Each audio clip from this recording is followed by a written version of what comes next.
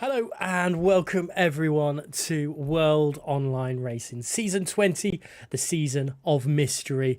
We are here for, well, round 3, 2 rounds complete of this 10-round season. We've had China, Italy, and tonight we reveal, well, some people know already, but we reveal what is going to be round 3, and that is Abu Dhabi, and I'm joined by none other than the legendary LCR Leopard. Leopard, welcome along.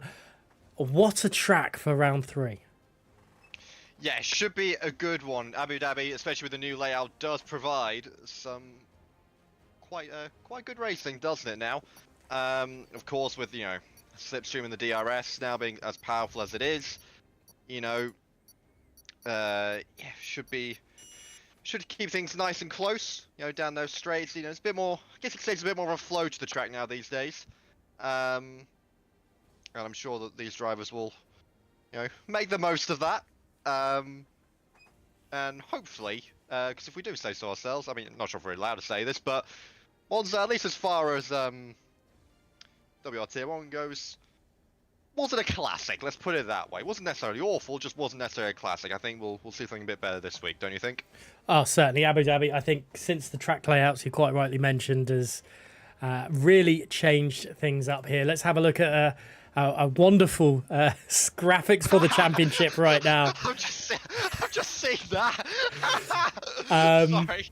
And this is how we're rocking this week. But Epic Vale, BRT Silo, Brando, Volakongan, Tech Brutal, and Cameron Dowles all separated. That's 6 drivers separated by 5 points. This season, if it keeps on going like that, is going to be absolutely wonderful. Yes, for sure. It's gonna be a close one if it continues in this kind of way. I mean, I would, usually at this point we'd say, come into Lagos or Melbourne or wherever.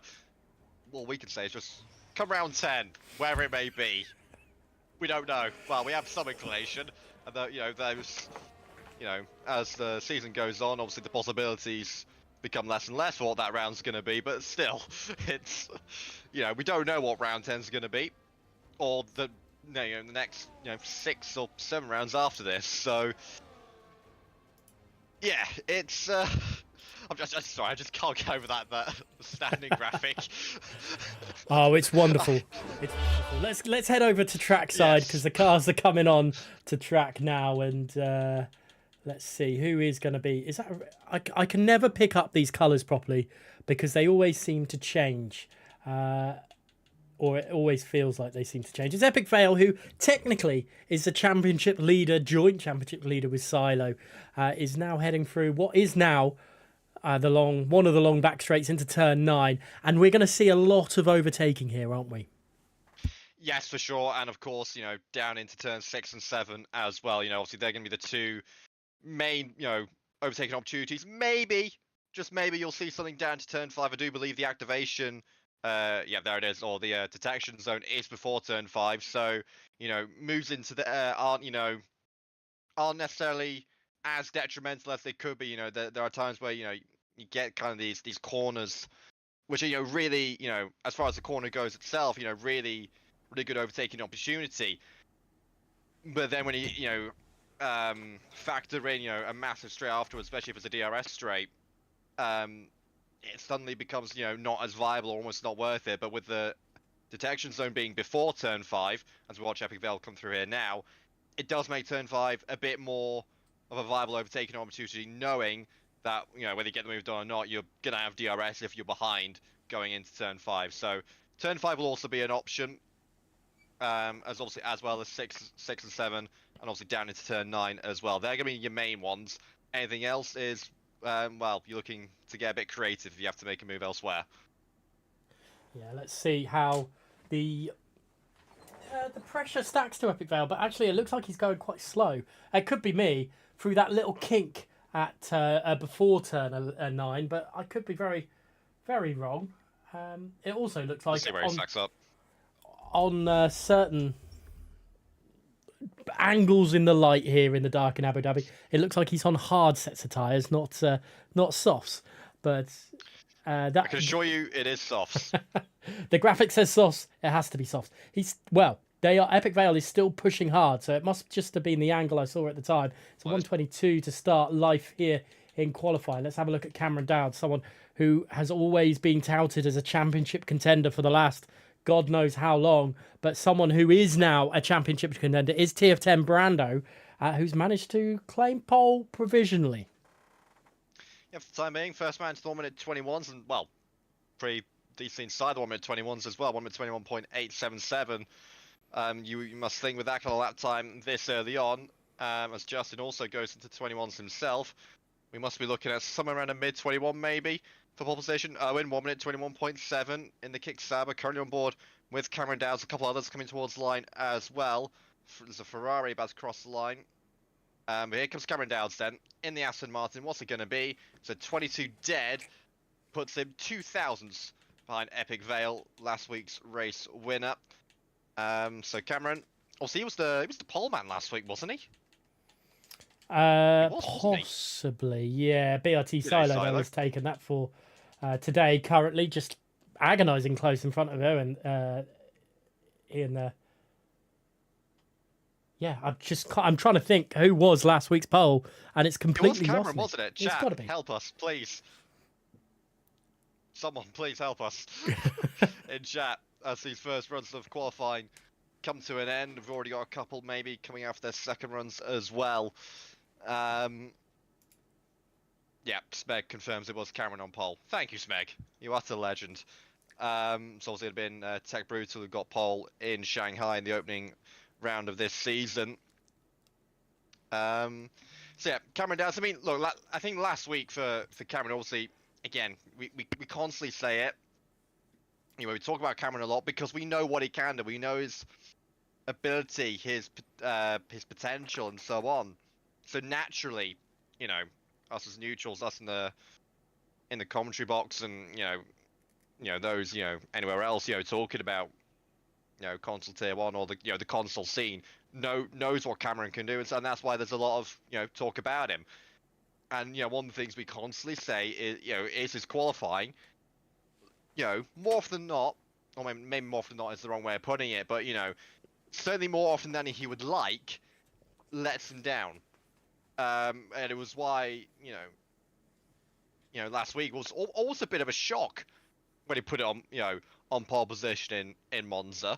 And of course a welcome lap if you Cameron Dowds to go and put it on pole position. And again for me certainly toward and the back end of my racing days, it wasn't necessarily a must to go and get pole position, and it isn't necessarily a must to go and get pole position, especially with how powerful slipstream and DRS is these days, or on this game. But you still nevertheless want to put yourselves at the very least on those front 3 rows of the grid. And Cameron, again, more often than he'd like, just fails to achieve that at times, and ends gives himself a little bit too much to do, putting himself on the 4th row or even further down, maybe even outside the top 10. And we've seen plenty of times he's just gotten raced through the field and claimed victory or a very good podium. He can do it from back there, but when it comes to winning a championship, you can't be that far down the field so many times. Obviously currently P8 right now, of course just under 11 minutes of the qualifying session to go. He won't be panicking just yet, but if you Cameron, at the very least, as a goal, if you will, you're really looking every week, can I get on the front 3 rows of the grid? That from there, with Cameron's ability and race pace in particular, he can work with that and then start to produce results. We've just seen Quartz there go up, and we've had another driver throw up. Hazara into 3rd. I don't mean throw up as Tech Brutal, who is also invalidated, who's the other pole sitter of the season. But yeah, Hazara, I don't know why, all of a sudden has, instead of being that lower end, we're speaking about them more and more towards the top end. That's a good lap time from Hazara. We'll have to keep an eye on how Hazara will keep on the pressure. Here's Joe Murphy then around the final corner. Another driver similar in the likes to Cameron Dowds. But Joe Murphy only manages a 12th position currently. Lifebout is also on a lap time through the hairpin. But yeah, it's an eerily similar story for Joe Murphy to Cameron Dowds. they seem to get themselves into incidents, whether it be their fault or not, and it ruins their season. And Cameron also.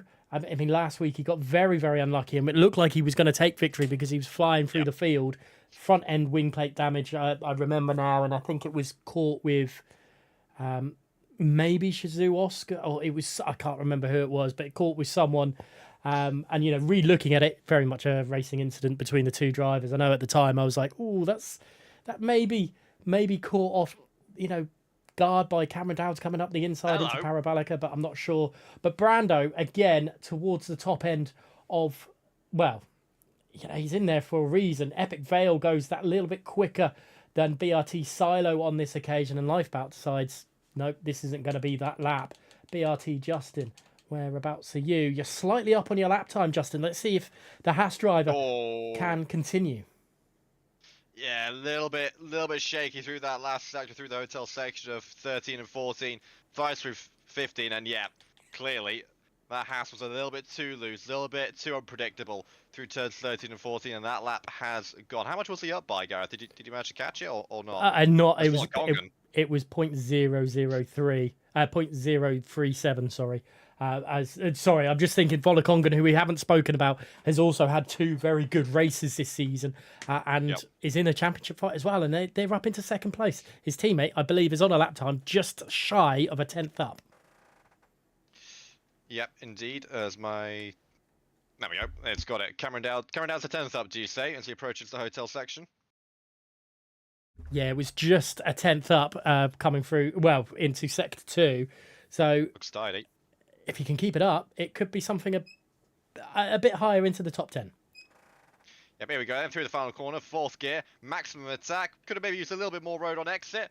Doesn't matter. Up to P7 into the 21.7 bracket. Look how tight that is, by the way. Just the gap separating. If we get the gap to leader, 2.5 tenths covers the top 11.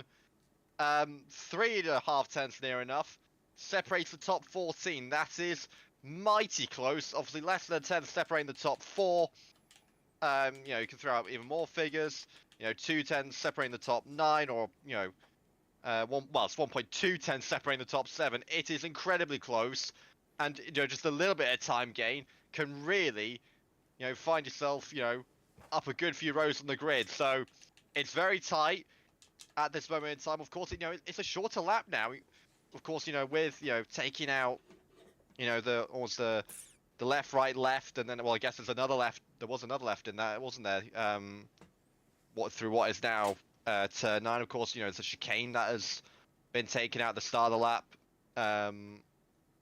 Between 4 and 5, or what is now 4 and 5, and the hotel section, that last sector of the lap has been opened up quite a bit as well, so you can carry a bit more corner speed through there. It's not quite as tight. It's a bit more flow to it. So suddenly, with those changes, I remember, I think all the way back on F1 2017, the lap times, a good pole time was like a mid 35, something like that.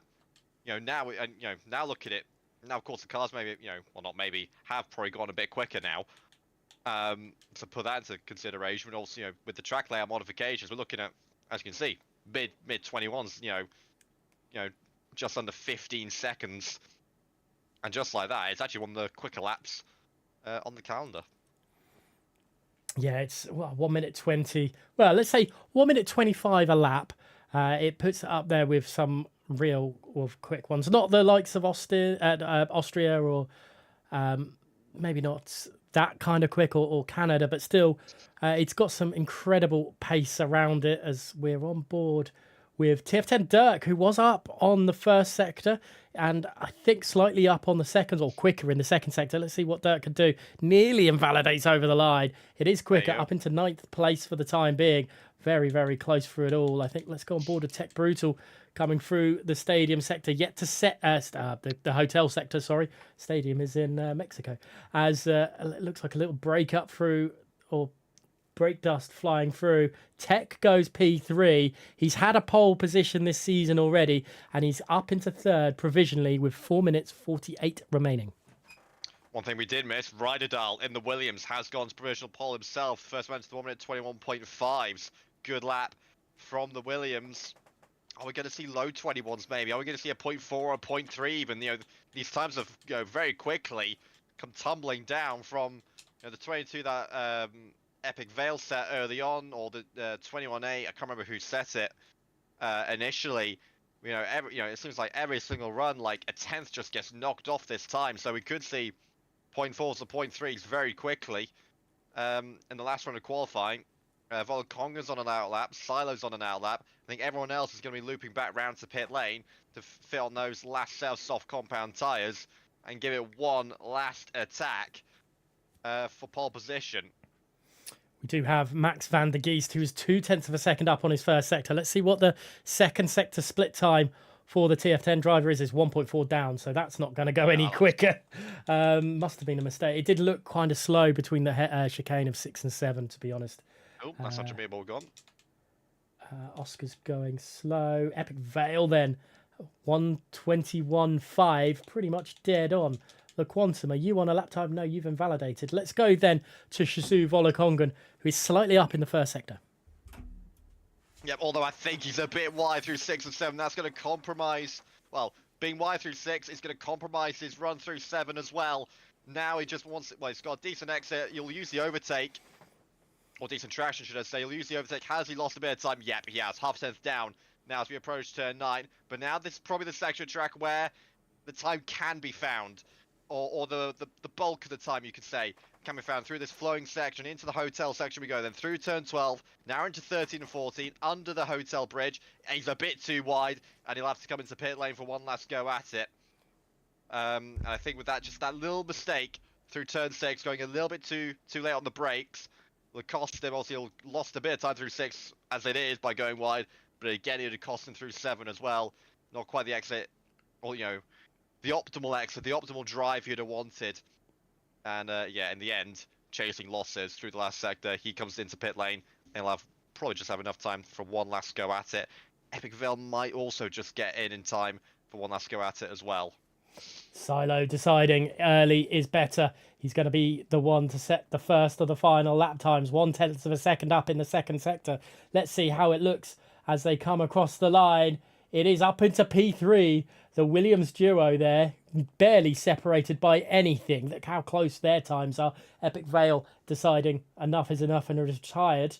Who is that out on an outlap? Is that Quartz possibly? No, it's Ryan, who we've not seen the best of in this session.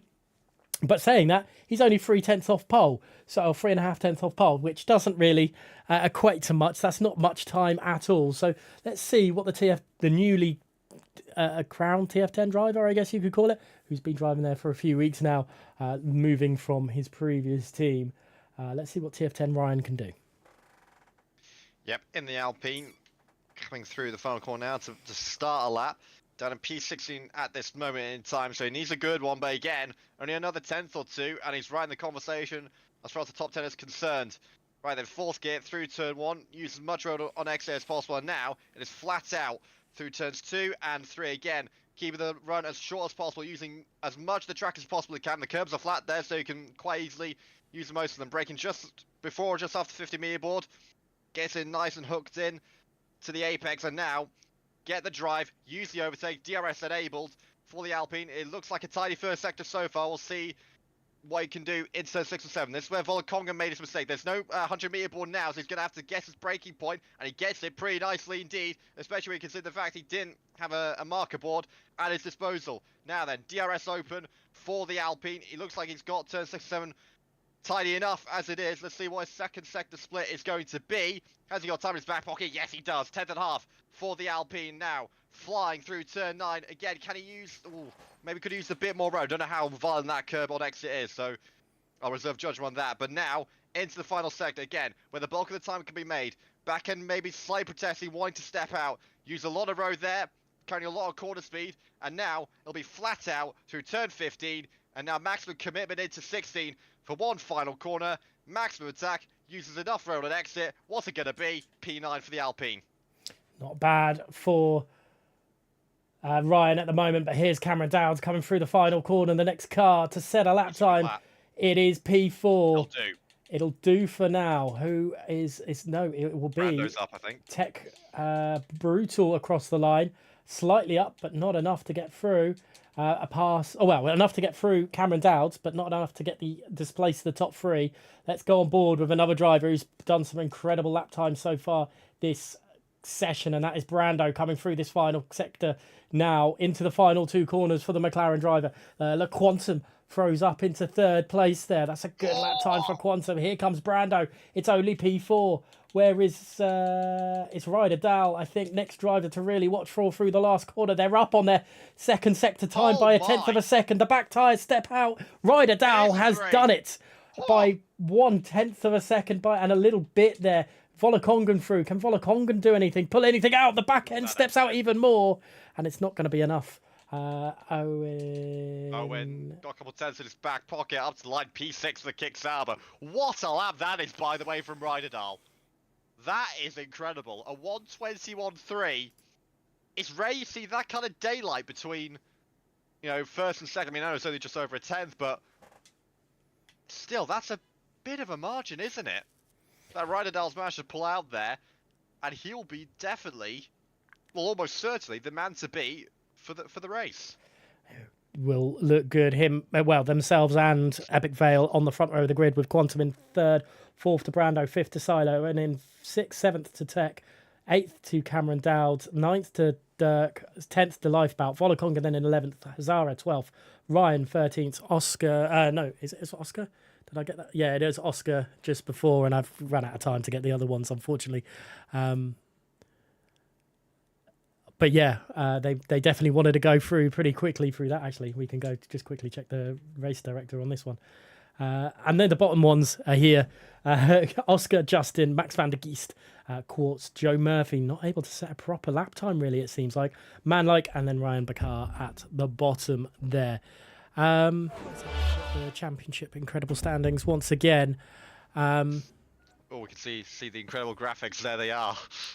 But yeah, Epic Vale and Silo at the top there. And the only reason why Epic Vale is top of Silo is because Epic Vale finished 14th in China and Silo finished 16th in Monza. That is what is separating them. Not points, not anything like that. It is solely down to non-point scoring finishing right now. Brando there, not had the best of China, but second in Monza. And Dirk, who got a podium in Monza, throws themselves into seventh place. And technically, you can say, it's in a championship fight. I think anyone who's at least picked up a semi-decent result in the opening two rounds is still very much in the conversation, no matter what. Of course, we know the names we're going to naturally look out for. We know we're looking at Cameron Dowds. We know, in theory, it's not been a great start to the season. In fact, it's been a pretty abysmal start to the season. But the theory is we're meant to be looking at Joe Murphy for a title. Epic Vale, he'll again slowly put himself, into the, well, he is probably is in that conversation now with his win, and he's, if you look at what he did last season, picking up a couple wins as well, or a couple of podium, well, at least a win. Did he pick up 2 wins last season? I'm going to find out. But the likes of Epic Vale, Silo, we know Brando's going to be in that conversation. And Volokongan, he's always, solid. These are the kind of names, where that kind of like jump out at you and you think, yeah, these are the guys we expect to be fighting at the front and doing the business. Of course, there'll be plenty of those that will,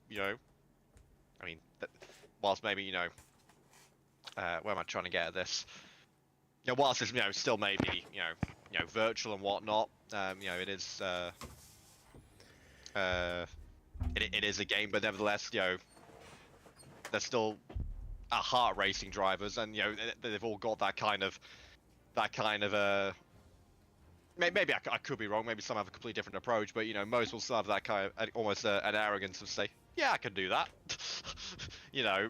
When and reality may say something a bit different. I know I was like that in mindset. You think you kind of just sometimes see you can do anything and anything's possible until you spent enough time around around this scene and realised actually maybe my expectations are a bit lower. But you know, nevertheless, we know the names we're looking at. Of course, as the season goes on, you know, those names will become less and less, and you know, we'll slowly, you know, get to the point where these are the guys for, you know, for our title fight.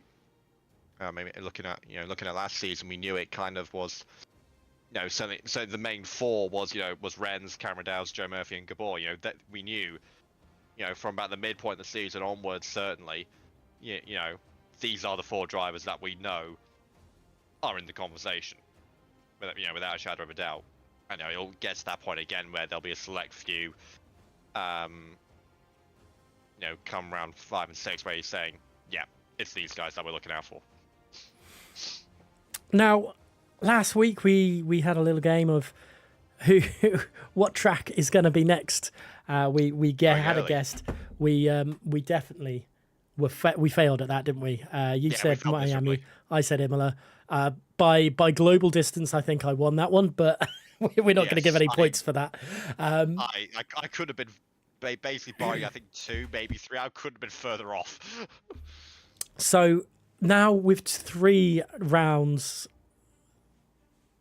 known, let's say known, who do you think from the track pool that we've got left out of Spain, Monaco, Miami, Qatar, Mexico, Australia, Canada, Imola, Azerbaijan, Singapore, Austria, Texas, Saudi Arabia, who do you think is going to be, or what do you think is the next track? Next track. I mean, look, we said this last week, didn't we? It's like, it could be anything. because this is literally, it's as far as these tracks, apart from, you know, these tracks, this is what we're working with. There's no, it has been entirely randomly generated. Of course, you know, literally only Luke, I think, you know, knows what it's going to be, knows the full calendar. But because it's been all, you know, randomly generated with these tracks, there's no logic behind it, as far as we're aware. I don't know if Luke went in and did a bit of tinkering and thought, you know, maybe this would work better here or anything like that. But if it is just totally random, there is no logic but behind it all. I mean, you can, you know, I mean, what have we had so far? Obviously, we've had China, we've had Monza, we've had Abu Dhabi. So maybe you'd think, you know, you could argue maybe it'd be the time to go and throw in a street circuit, maybe like a Baku or a Singapore. I know I said, you know, Miami, you know, or even, you know, Melbourne or Canton. Actually, there is a lot of street circuits on there now. There's like 6 street circuits here potentially. Like literally, we could have after this the rest of the season just be street circuits. I'm pretty sure. That's yeah. Yeah. There is an awful lot of street circuits here, but yeah. Well, I mean, I'm going to say Australia for the next track. Could be wrong, could be right. But yeah, pick a track, any track. Pick a track. I'm gonna say.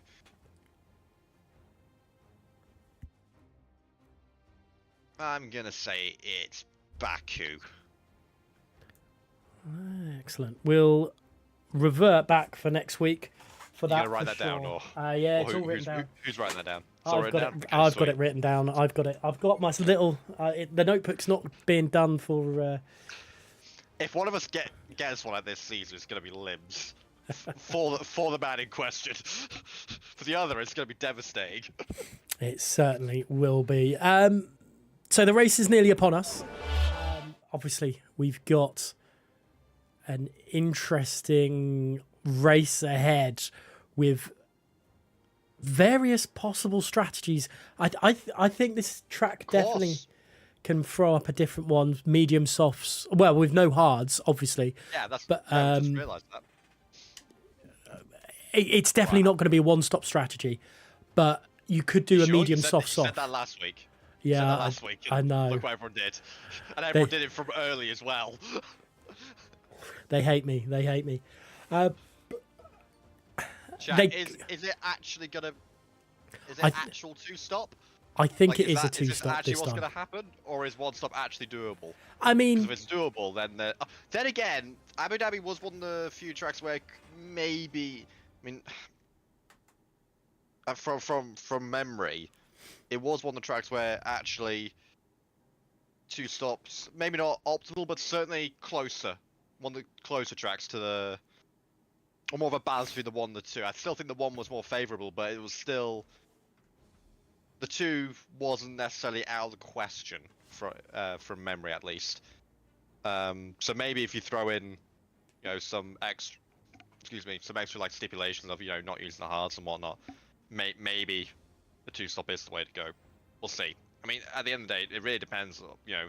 How long can the softs go? How long can the mediums go?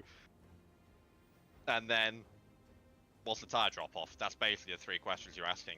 Because whilst tires can maybe go a certain distance before puncture territory, you've got to figure out drop off as well. Of course, these guys can't figure that out throughout the week. They don't know what the track's going to be. Well, they probably actually do know by this stage of the game. They probably do know what the drop off is. Anyway, why don't you take us away?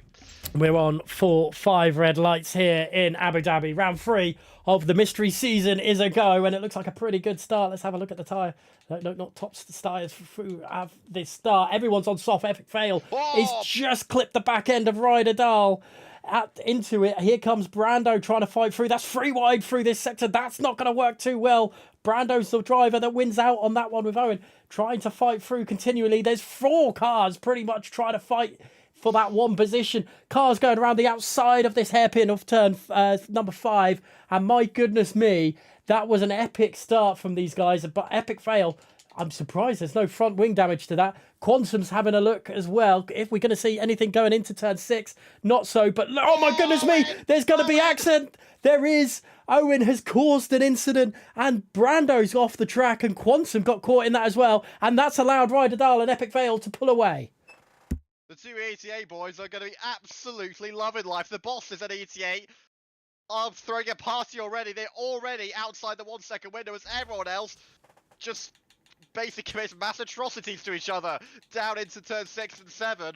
What on earth is going on here in turn 6 and 7? Owen made it. Well, I don't think that was intentional. Just got it all wrong. Completely misjudged the braking point. And it's a horrible feeling as a driver when you get into that kind of situation, because you already know before you've even made contact, oh, I've made an error. You know it instantly, and there's nothing you can do because the car's already out of control. You're already way too late on the brakes, and you're already arriving to the scene of the accident already. But goodness me, I mean, well, to be fair, Quantum's done a good job to get inside that 1 second window, at least for the time being. I think he's just about managed it, but oh my goodness me, that was a chaotic lap 1, and Owen, for the most part, as Dirk has unfortunately lagged out of the session, fortunately or unfortunately, was involved in a lot of it. Epic Veil breezed on by Ryder Dahl. Did Quantum get the DRS? No, he didn't. As Epic Veil sideways into turn 6 and 7, as it so often is the Red Bull. But yeah, I mean, Owen made a lunge into 1 as well. Was 3 wide into turns 3 and 4, and then, well, made that lunge into 6 and 7. Utter chaos. Here we go again, down into turn 9. It's Brando going around the outside and Tech Brutal also around the outside of the Quantum. And this race, if it continues like this, we're going to be out of breath, Gareth.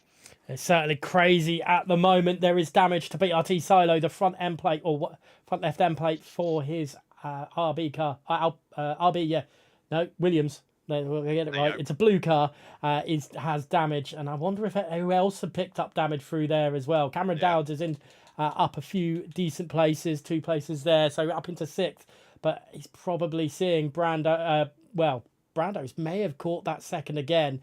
The Quantum, I think, burnt all the ERS to try it and didn't succeed through the DRS activation point. And I think Brando's doing the same here. But Ryder Dahl and Epic Fail are doing a very good job of managing that gap. And sooner or later, the cars behind them are going to run out of that ERS usage. Tech Brutal is not going to give this up, though.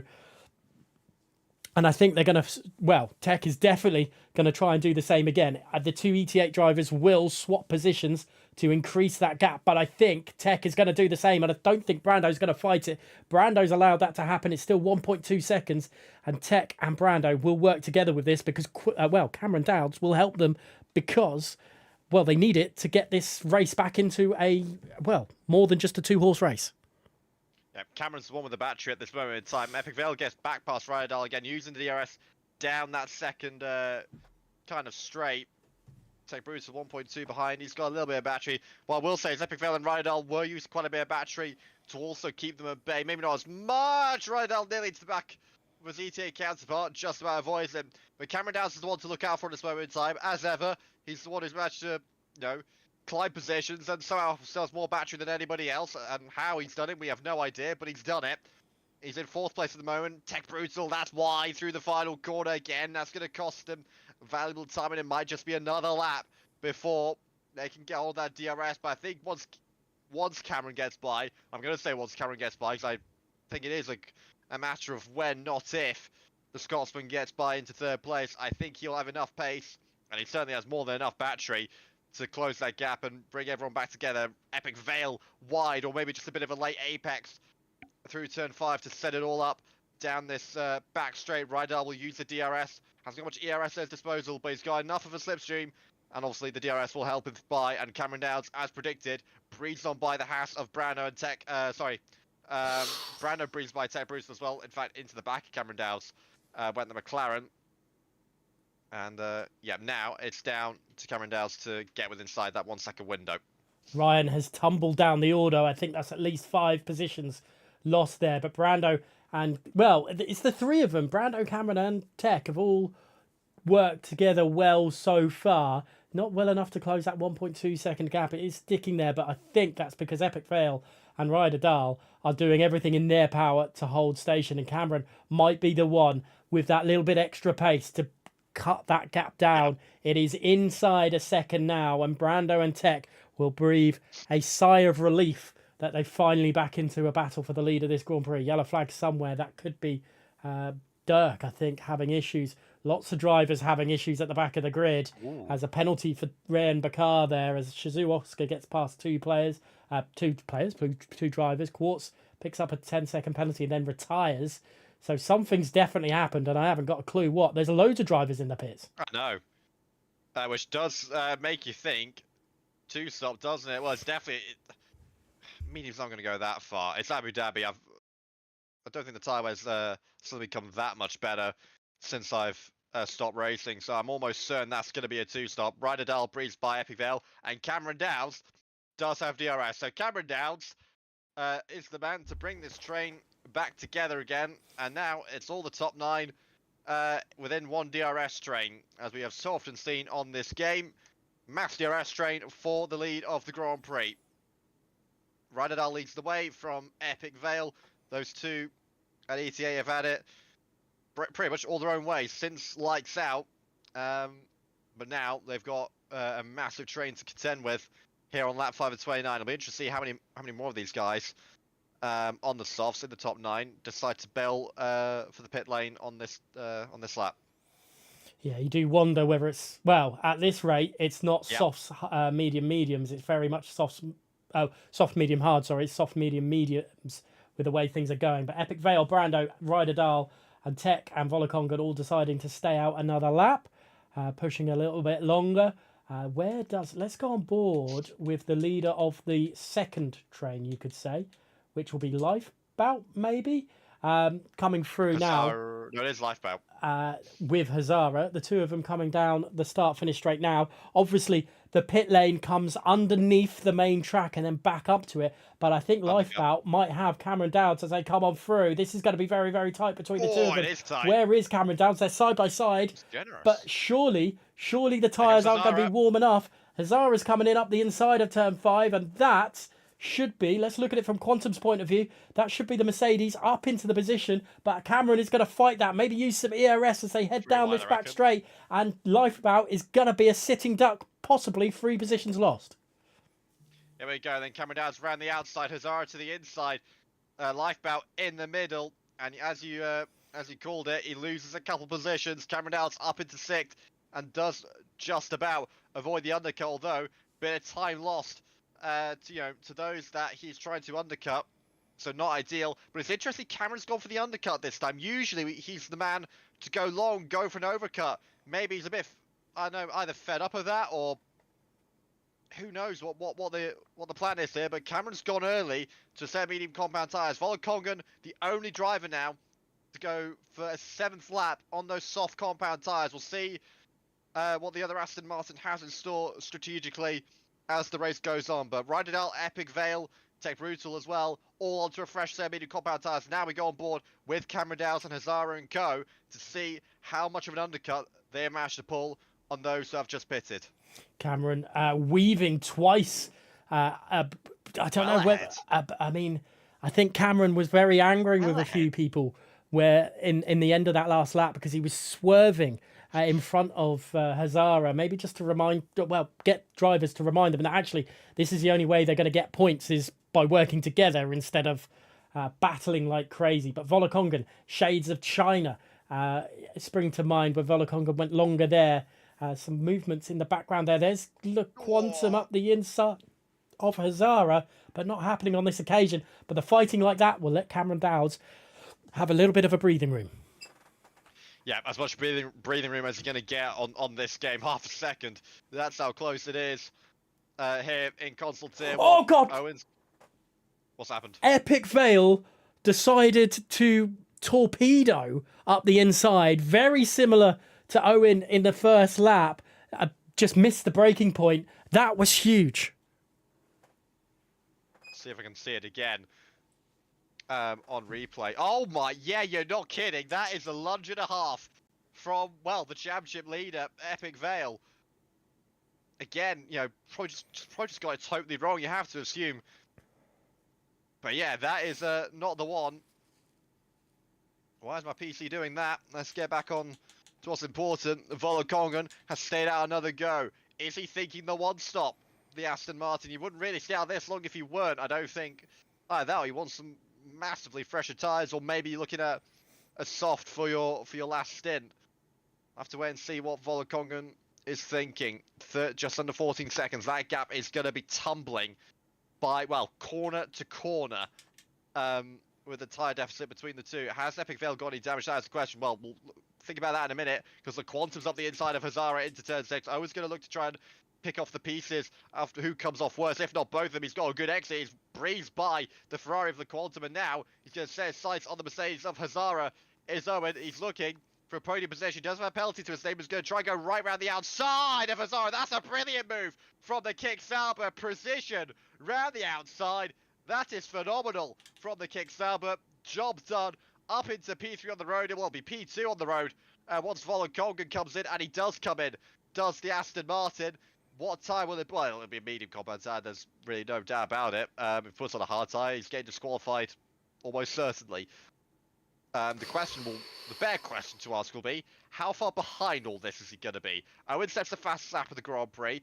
And Volokongan is already falling down the order, and he's not even been able to disengage the pit limiter. So he's got a heck of a job to do if he wants to make whatever strategy he's planning work.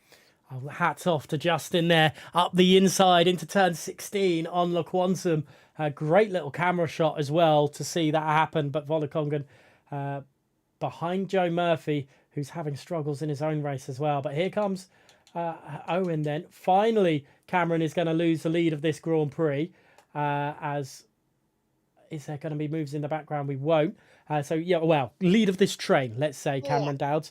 As things definitely happening in the background. A Lifebout and Tech Brutal fighting along. But Cameron Dowds surely now will just play games with Owen and just swap the positions between them.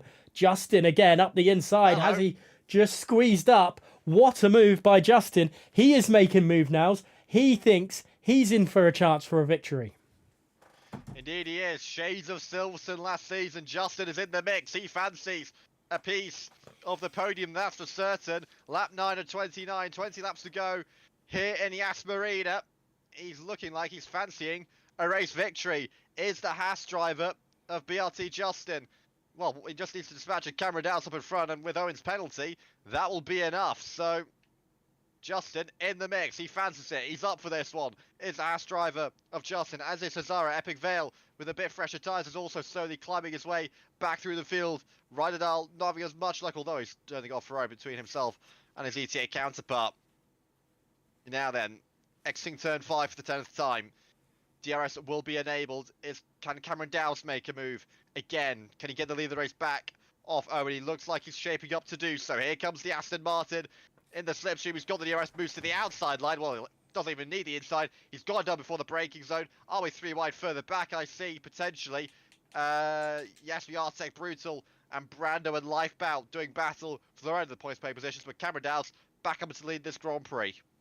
And just to think, Brando was fighting up the top end of this before the pit stops. They're now down to 9th place. It is literally anyone's game when they come down to it. Epic Vale trying up the inside of Hazara. Hazara's dropping a little bit now. Epic Vale now up into 4th, as that's a very tidy move from Epic Vale. But you do wonder, with those misjudged braking points for both Owen and Epic Vale, whether stewards' decisions will come into this at any point. Well, after the race, obviously. But yeah, that's something that they might be thinking about and thinking, actually, we need to make these moves and get a gap. But Vidal, who led this race for so long, down into 7th, Epic Vale's been able to make those moves and up into 4th place. Yeah, briefly on those contacts. Again, it's as far as stewards are concerned, a lot will depend on, did they hinder any other drivers, with damage. I think Owen might be more likely to pick up something, just for the pure fact I think it's more likely to have, damaged other cars. Oh, scrap that. We got contact further back. Cars off in the background. I think it's the Quantum, Brando, maybe Hazara involved as well. I'm not quite sure what was going on. Owen's going to lead this Grand Prix once again. In fact, Justin has also breezed by Cameron Dowse. So Cameron Dowse down to 3rd place. Justin into the effective lead this Grand Prix. Oh, they're out. They're out. Oh, yeah, they are. Safety car. Le Quantum, I think the game just caught them together and then just they kept on going. This changes the dynamic of the race again. And are we going to see everyone throw themselves into the pits onto another set of mediums and then possibly go to the end of the Grand Prix? I Or think that might be the call. Do we see a double softs after this just to spice things up even more? It's a very spicy call if you go for it. Yeah, game just looked like they got hooked, didn't they? I'm just looking at it back. Yeah, drivers into the pits then. Owen into the pits. Justin. I think we're going to see quite literally everybody into the pit lane. Lifebound hanging back a little bit so he avoids a double stack. Volkong gets a 10-second penalty for ignoring yellow flags. Volkongen, understandably, I'm not sure about that 10-second penalty. We'll have to wait and see what happens with that. Probably the only one who understandably stays out. I think everyone else we would have expected to come in. I might have expected Volkongen also in, but the only one that kind of makes sense to stay out is the Aston Martin. It really has come out at a horrible time if you're Volkongen, this safety car, with what he was trying to do, because it kind of just allows everyone else to get a free pit stop and just put on a set of mediums to the end of this Grand Prix. So Rayan Bakar hasn't pitted.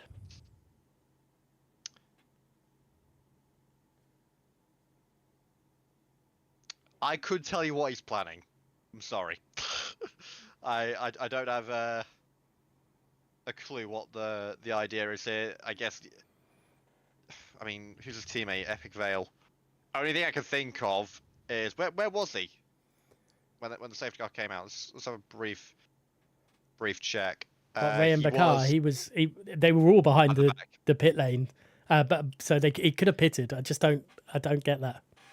Yeah, we might see him in this lap potentially. If we don't see him in this lap, then I think his only, well, I don't know if it's only intention, but yeah, I'm not going to throw accusation or anything like that. But we could see a mobile chicane potentially. I don't know. Have we got any TTM drivers? Any other TTM drive? Maybe it's helping out. Who knows? But lap 12 of 29 then. Who do you think is going to take victory here? Good question. I think now we're looking what this race is probably going to be now, we are probably looking at a straight shootout to the end of this Grand Prix, barring any further safety cars. Rainbow car does come into the pit lane this time around. So that answers that question. So that promotes Owen back up into second and Justin into third.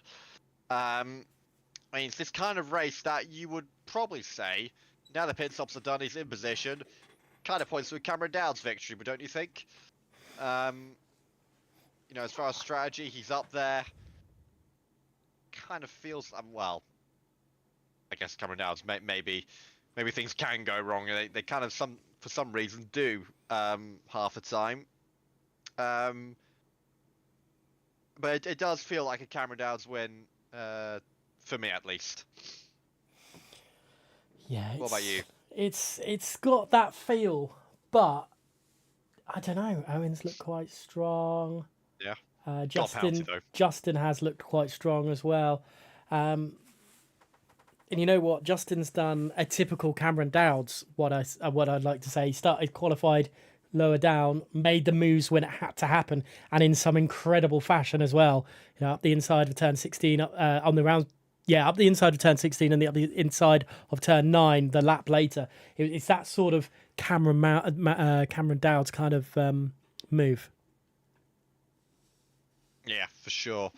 For sure. Again, you know, I mean, well, safety car in this lap, so I've got to do it quick, but, you know, looking at standings, you know, Brando, you can maybe look at for at least a podium, Epic Vale as well. You know, those, you know, these two or three, Cameron Downs, Epic Vale, and Brando, I'd say, look at those three. If they pick up a good result, I think that doesn't necessarily have to be a win, but a podium or a very solid top 5 at the absolute least.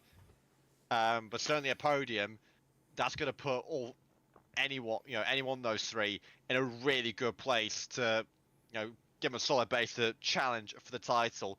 So if you're any one of those three, I think a podium is definitely a good shout. Tech Brutal and Volakongan as well, though I think Volakongan is going to get a bit scuppered by strategy. But he does dictate the pace, and I think he's just about dropped the hammer.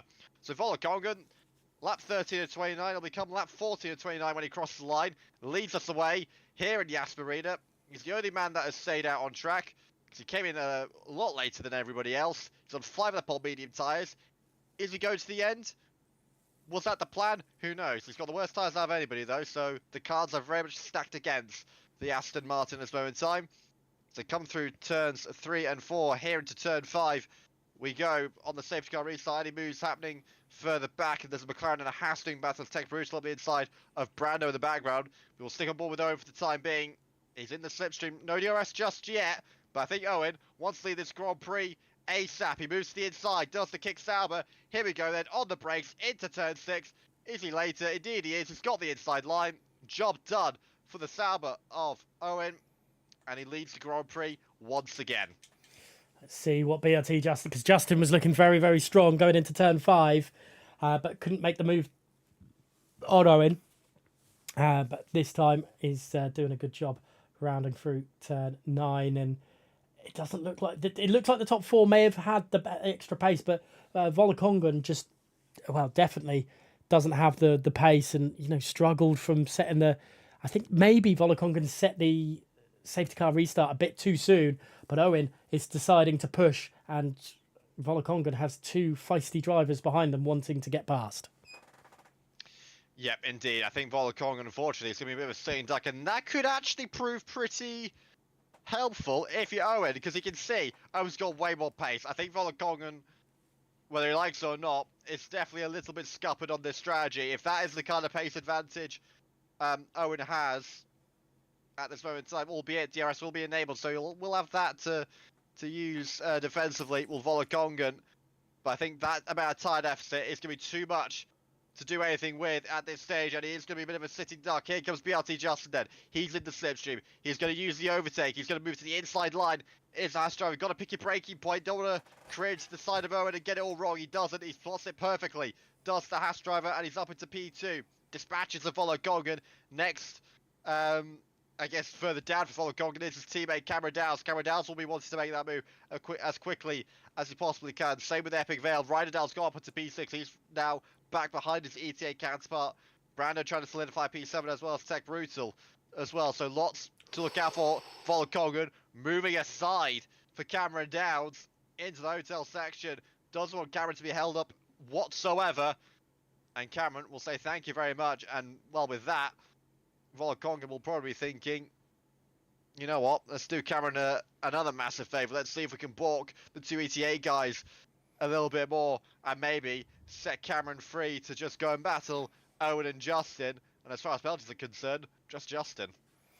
Yeah, I think there was a little weave there from Cameron as well. I think as a thank you to Volokongan, and Cameron can continue to help Volokongan by giving the DRS and causing the ETA drivers a little bit more of a headache as they come down into turn 5. He's ghosted. What's happened there?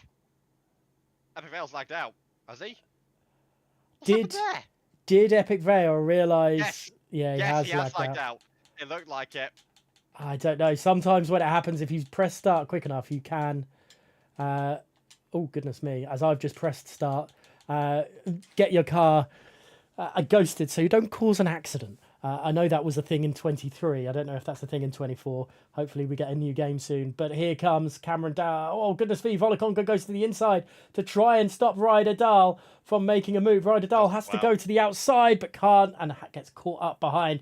Volokongan is doing an absolute stellar job of helping his teammate on track. But Ryder Dahl up the inside. That's going to push Ryder Dahl off the track. Ryder Dahl is going to lunge it back in there. That is very, very good from Volokongan to keep the battling up and maybe slow the rest of the grid down a little bit more to allow Cameron, Justin and Owen for breakaway. I think, I could be wrong, I might be giving the benefit of the doubt here, but I think Ryder Dahl always said to himself, yeah, that lunge was a bit poor. Went for it. Well within his right to. It's not like there's a corner you can't overtake on. It's just whether it's sensible or not. Maybe a little bit too forceful, Ryder Dahl thought. And I think he just kind of backed out of it in the end. This time, though, to the inside of turn 5. That's a lot cleaner. That's a lot smoother. Ryder Dahl up into P4 and dispatches of the Aston Martin of Volokongan. And as we've been saying all sin long, Volokongan, I think it's just, unfortunately, with the Curtis got at disposal, there's only one direction he's going to be going down. And yeah, it is down for Volokongan, unfortunately. And nothing to do with driver talent. It's just the tyres he's got in his car. And that's all it is. Yeah, it is a shame for Volokongan. The safety car came out at the wrong time, but that's the card that was dealt. Let's have a look in the background. Max van der Gies and BRT Silo coming together. Silo on a recovery drive, I guess is the best way to describe it for the Williams car. Oh, yeah. Because of the front wing damage early doors, which could have been caused by Owen. And look at that, the damage contact between the two of them. That was very, very, very close. And Epic Vale is back into the lobby, back up to the leaders. Ryder Dahl has caught back up quite well to the front 3. Yeah, with Epic Vale gone, there's only one ETA man that they can, I guess, cheer on for at the front. So it's all down to Ryder Dahl as far as ETA are concerned, of course, in different cars as far as the car selection goes. But yeah, Ryder Dahl slowly getting back onto the back of the leading trio. And he'll look to have his sights firmly set on race victory. Of course, the pole man, lest we forget. Also, the only man in Stormnet 21.3's bracket. In fact, no one's even gone to the 0.4 bracket as Brando dispatches the Volokongan down the back straight into turn 6 and 7. Goodness me, what's going on further back here? I think that's Joe Murphy well to the inside. I think it was like 3 or 4 wide. He's got the move study. He's up into P11. It's the kick Sauber. So he's making moves. It's Joe Murphy. Good job there. Hazara again. He's had a shocking stint, hasn't he? What happened to Hazara? Because he was flying at the front early in this race, wasn't he? Did we catch what happened, or was it just not gone his way? It was Hazara and LeQuantum was the reason for the safety car. So Hazara is coming through the field again and just struggling to make the moves stick. We'll have to let's go back up to the front then. And Brando, we've seen quite good pace from, but let's see if anything happened. Justin's not really challenged Owen. It's been slightly despondent from Justin right now. I think it's one of those things, we've seen it even when it's been the one stops, when the hard tires were available, that it would be, the start of the Grand Prix would be, utter chaos. And then you get the pit window, and then you kind of, once that pit stop has been and gone, or the last pit stop has been and gone, it'd fall into a little bit more of a procession, and they kind of try and, they hold station a bit, I've noticed, until and it'll be like this until the last couple laps. They kind of, at least most of them are in race management mode. I think there's a couple going side by side. Yep, Volokongan and TF10 Ryan. Ryan's having a decent race. He's going to try, oh no, bit of contact between the pair on exit, got slightly hooked together. And that allows potentially Silo to try and get in the mix. Will he try and make the most of it? Indeed he will. To the inside of Ryan. To the inside of Volokongan. That's going to be tight. It is tight. Can he turn it tight underneath him? No, he can't. But Ryan certainly can on Volokongan. Silo thought about a kamikaze lunge on the pair of them. I think he was going for it.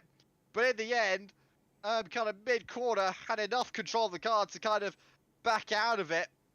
And thankfully he did, because that would have been curtains if he'd stuck his nose in any more into that one. Ryan up to P6, Volokongan down to P7. Silo is the next man to try and dispatch of the Aston Martin on the older tyres. And Ryan, as a result, has actually fallen outside the DRS range. Is this the split in the train that we rarely actually see these days? It might have just happened. Owen, Justin, Cameron Downs, Ryan Hidalgo, and Brando, you might have a chance to run away and make this a 5-way fight for the lead. We'll have to wait and see what these next couple laps bring. Because Ryan does not have the DRS, and he definitely doesn't have the ERS at his disposal. The next car doesn't have the tyres to do anything.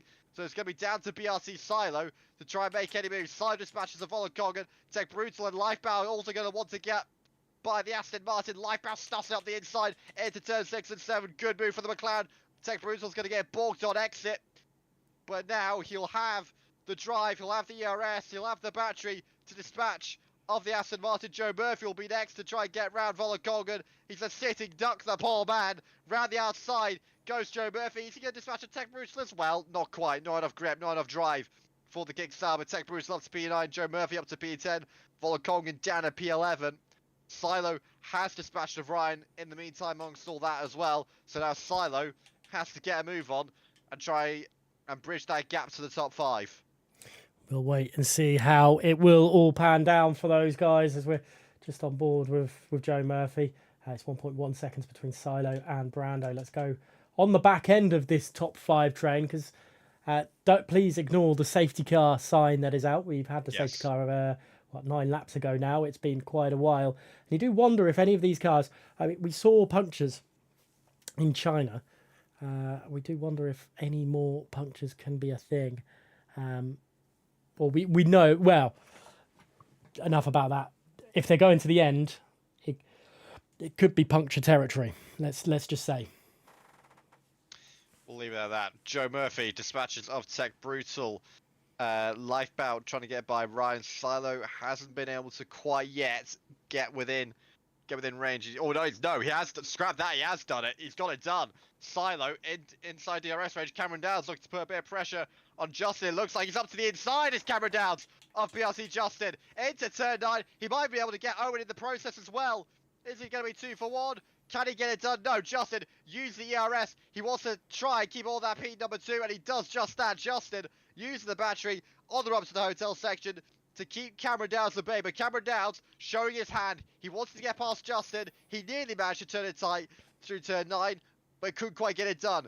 Couldn't quite move Justin enough onto the curb to get the exit he wanted. Justin had the drive and the battery to keep Cameron Downs at bay. But Cameron Downs showing his hand. He wants to get by the Haas of Justin to get in behind Owen and start making moves for the lead of this Grand Prix.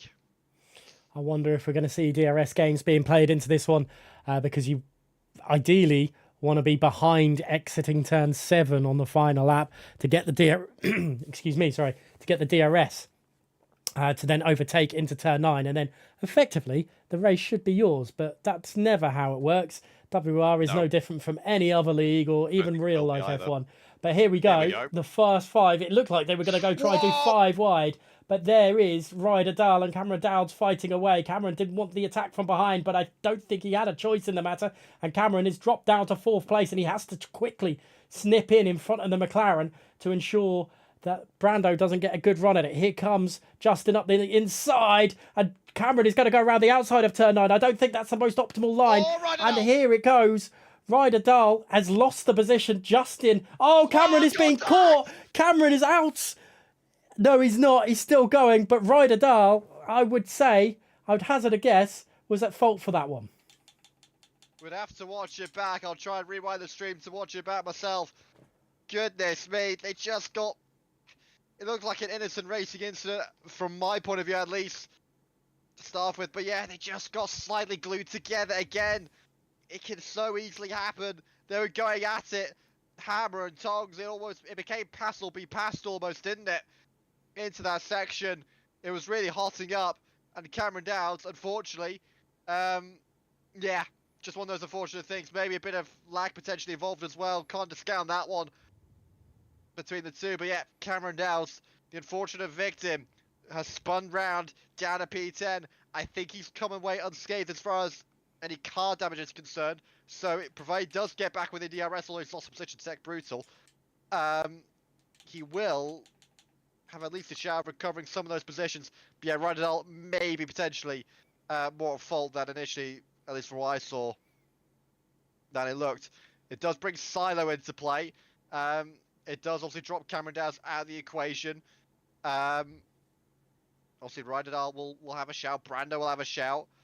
Yeah, and you know, if you think about the championship now, obviously Brando was in P3 going to this Grand Prix. Silo was in P2. If you're those two, you can pick up a podium or a top 5. That'll be a good result. That'll really give you... I said it earlier about, I think it was Epic Vale, Cameron Downs, and Brando. A good result here, especially now Epic Vale and Cameron Downs have fallen down the order. It's going to be, you know, a massive result, given the context of what's happened elsewhere, you know, for other drivers. You know, this is going to be potentially a key race. Joe Murphy, you don't want to be doing that. 3-second penalty, that's costly for the kick Sauber. Someone else, I think, picked up a penalty in that as well. Not quite sure who. But yeah, this could really be a pivotal race as far as the championship is concerned, if you're Brando or Silo. Ryan and Lifebout fighting away for P6. Side by side through this as well, but I think Lifebout's just dropped in there. Two Williams is fighting away as well. Ryder Dahl again. Oh my goodness me. Up the inside, forcing Brando off a little bit and gets the move done. Elbows out for Ryder Dahl today, but there is a yellow car, and I think that could be Lifebout. I'm not sure what happened there. It's still side by side as Ryder Dahl has conceded the position again to Brando there. And yeah, Lifebout I think has gone down. I don't know. Tech Brutal maybe the other driver who's lost out. Maybe a bit, not much. Well, Conga's back up to P10. But something must have happened. I know Lifebout's part of this, but I'm not entirely sure about the rest of the story. He's massively wide into the hotel section. Is there any front wing missing? I think crazy as far as I can see.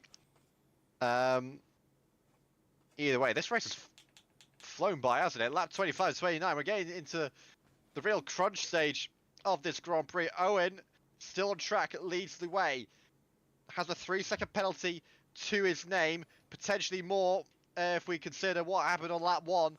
Nevertheless, beyond that, it has been a solid drive from the kick Sauber. And, you know, whatever happens, definitely a lot of positives to take from this Grand Prix if you're Owen. Justin, and it is looking more and more likely to potentially be replicating that Silverstone drive from last season. Brando will also be looking to try and pick up his first victory in WR since round 1 in Shanghai in season 19. Which reminds me, Shanghai has opened the season twice in a row. Just realised that. Either way, yeah, Brando has a solid chance at victory himself. Ryder Dahl also in the conversation. Silo will also be looking to pick up his second victory of the season. This will be a very good recovery drive for the Williams. Well, it's a very good recovery drive already for the Williams. It'll become even better if he picks up a podium or even a victory. That'll be massive for his championship. Justin a bit sideways. Oh, very sideways. And Constantine is up. Borg's near enough. Everybody else further behind. Not sure if there's any wing damage. But Justin got it all wrong, and it Constantined up throughout the rest of the hotel section. And it could have very much been worse than that. In the end, it wasn't, and they all continue along. But yeah, Owen, he's had a stellar drive, hasn't he, so far? Owen? Yeah. Yes, Owen in the lead. Yes, sorry.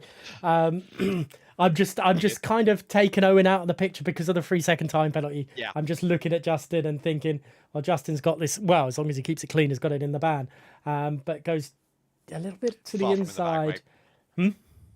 Far from in the bag, mate. Yeah, a little bit. You know, the tiny. He's touching the bag. He's touching the bag while other people are just sniffing it right now. As Brando is trying to find a way through, but Justin is doing what he needs to do. I think he's pulling, like, allowing Owen to get away a little bit into turn 5, and then so he doesn't have to make the overtake because Owen's got 3 seconds to his name, and then he just waits till the last lap and get him on track. But also, the tyres could also be overheating for a lot of these cars, being stuck behind. Maybe. And he's just trying to protect the tyre life a little bit more. That is also a possibility. We have just over, well, when they cross the line, it will be 3 laps remaining in this Grand Prix. So if you want to start, this is probably about the time where these drivers are going to start making moves and putting themselves, in position for that final lap, for that final DRS straight. Where do you want to be? Where do you think is best placed? Basically, is it behind, if you're the news grid we have now, is it behind Owen or is it behind Justin? You want to be behind the first or the second car? That is the question.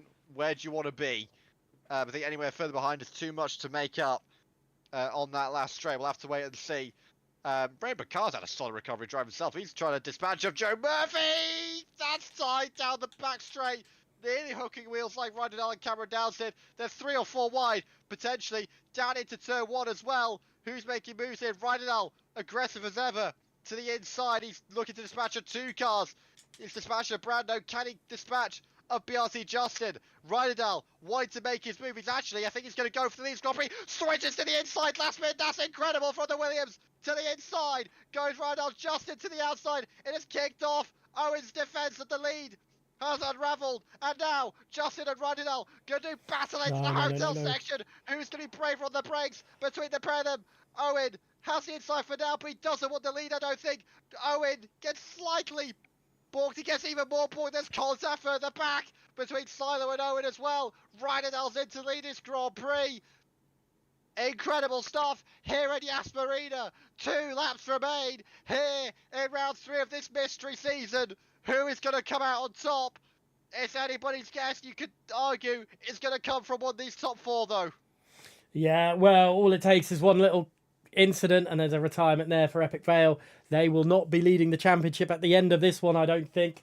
As a few things in the background, Ryan Bakar at the inside as well. Justin just holding back Brando a little bit on lap 28. Again, letting Rydell pull away, but I don't think Rydell's the one you want to let her get away too much here as we head on down the back straight into turn 6. As Justin looks a little bit to the inside. Doesn't make a move, but Brando thinks about it as well. There's a lot of drivers, and there's Owen has gone around, and around goes the Sauber. And my goodness me, it is still kicking off, but at the moment, Rydell still leads, as I think that, who's that trying to go up the inside? I don't know, cars are just darting each way and left, right, centre to try and find space.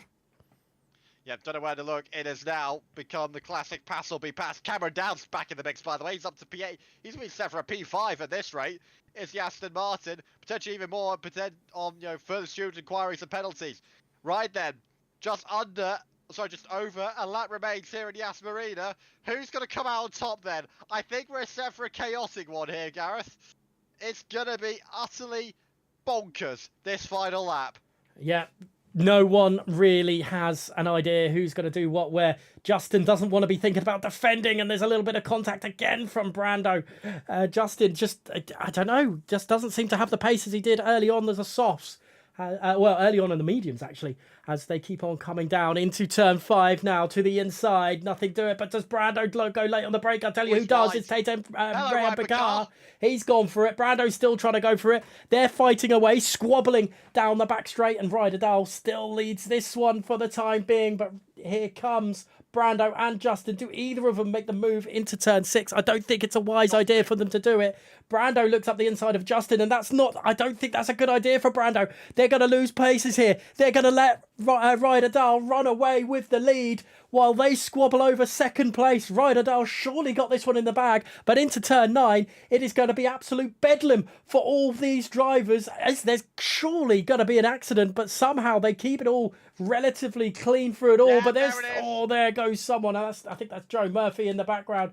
But there's still more action. Justin clips the back end of Brando in all this as well.